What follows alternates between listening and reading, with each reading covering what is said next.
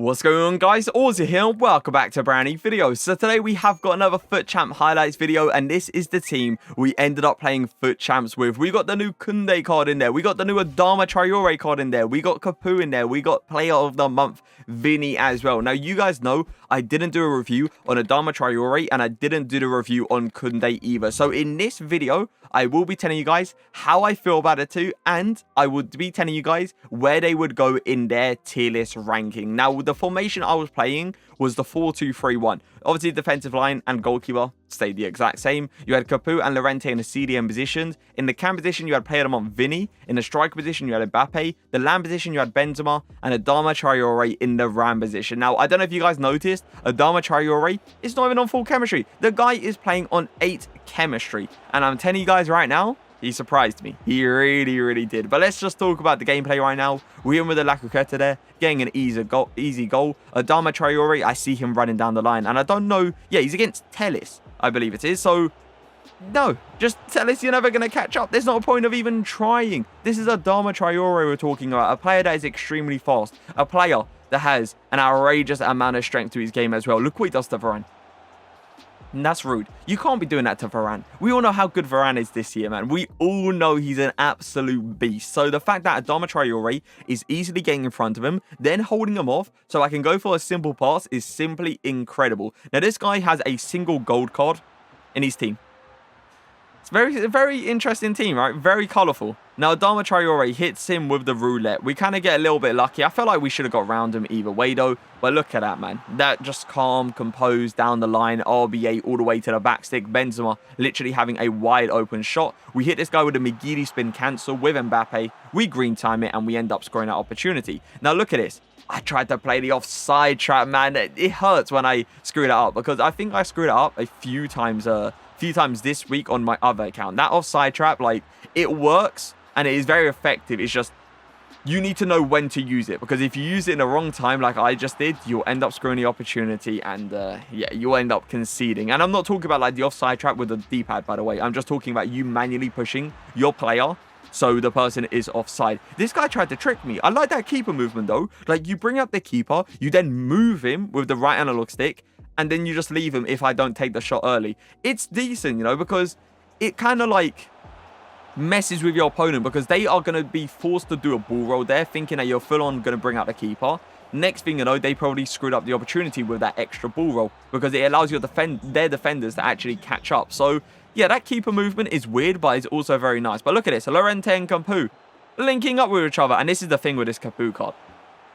You want him to go forward? He can go forward. He's got a banger of a shot on him, man. Like, power shots, he's got it. Finesse shots, no. I would not trust this guy's finesse shots. I tried it way too many times, and it just didn't want to go in. It sometimes didn't even want to go near the target. So, yeah, the power shots are definitely the way to go with CAPOUE. I match up against this guy, and this guy gives me a free W. I believe, before this game, some guy left at 0-0. I was so salty. Like, so salty. I couldn't believe what I was witnessing. So, yeah, getting a free W there is always going to be nice. We match up against this guy next, and as soon as I see that with Marquinhos, I'm like, what's happening here? Is this another free W? And I'm pretty sure it is, right? Like, there's no way he does like a body feint there with a Marquinhos and he's not trying to give away a free W. So yeah, back-to-back free dubs. Things you love to see. We see a Neres in here. We see a Vini as well. I see this guy pause there. I'm like, there's no way we are about to get another free W. Like, back-to-back-to-back free Ws? Surely it ain't going to happen. And it didn't. All right, so this guy is going to be playing properly. And, yeah, he decided he wanted to make a sub. Vini on the ball, though, here with a ball roll scoop turn. RBA straight over to Mbappe, just simply making it 2-0. 57th minute now, Vini using that pace. Look at that pace, man. Keep it going. Just keep it going. Use that pace again. RBA over to Mbappe. I'm telling you guys, there's some weeks that this Mbappe card just doesn't want to go for those cutbacks. But then there's other weeks where his movement inside the box is top tier. And trust me, when his movement is like that inside the box, it's game over. He will always give you a passing option. He will always be wide open. It's honestly beautiful. It's just, there's some weeks where he doesn't go for that cutback. And there's some weeks where he will just literally run into the goal. And it's the most annoying thing to see, but it's something we have to deal with. An amazing shot from Adama Traore there. The game was over. That was literally to make it 8-0, I believe. So, yeah. Game was already over, but it's still an insane shot. Now, we could be going 1-0 up. 1-0 down, sorry, very early off. Shot cancel. Okay. All right. Interesting. He did me dirty. I'm not going to say and act like he didn't. He did me dirty with that shot cancel. It was a beautiful shot cancel. I respect it. But once again, we're going to go for the RBA. What a run from Llorente. You can't even go against it. That run from Llorente is top tier. The finish was a little bit questionable, but we'll take it. Look at Adama, though. Look who that's against. Like, this ain't against any centre-back, you know? This ain't against John Stones or Maguire. We're talking about Kimpembe here. And Adama Traore is doing that to him. That's just unreal. You don't see that get done to Kimpembe very, very often. And the fact that he's doing it to him is rude. And we make it 3-1 in this game and he end up rage quitting. Yeah, that shot cancel, that's when I started to lean forward. I was like, no way this guy just shot counter me like that. No shot, man. I'm not allowing it to happen. So yeah, we just ended up scoring 3 goals. This guy's got a really nice team. But look at Vinny, man. Left foot, right foot, it does not matter. It's going to fly into the back of the net. KAPOUE plays a beautiful double A pass. I see Mbappe making that movement once again. We'll roll that, trying to take my time. Hit over reverse Elastico. Vinny making that movement. I'm telling you guys, man, this week was the week for movement inside the box. It was incredible what I was witnessing. And again, him with a reverse Elastico. Green time it with Mbappe, making it 3-0. This guy still hasn't paused. I was like, is he going to pause there? Because he took quite a while to take that kickoff. But look at Adama Traore. And I think it's time to talk about this Adama, right? It's the perfect time to talk about Adama. The pace, insane. Keep in mind, he's playing on 8 chemistry. This guy is not even playing on full chem. And he's doing this. He's literally just sitting there, running in behind players for fun. His strength, incredible, because once he gets in front of the player with that pace, he holds off the defender. He doesn't allow him to then recover and get in front. He does not allow that to happen. Once again, look at him. This is against, who is this? Is this Petit? It is Petit. Beautiful pass. His passing ability as well, top tier. Very top tier. Every pass that he was doing, even on that 2-star weak foot, was very, very accurate. I would say, though, the one thing that surprised me the most with Adama was the dribbling ability.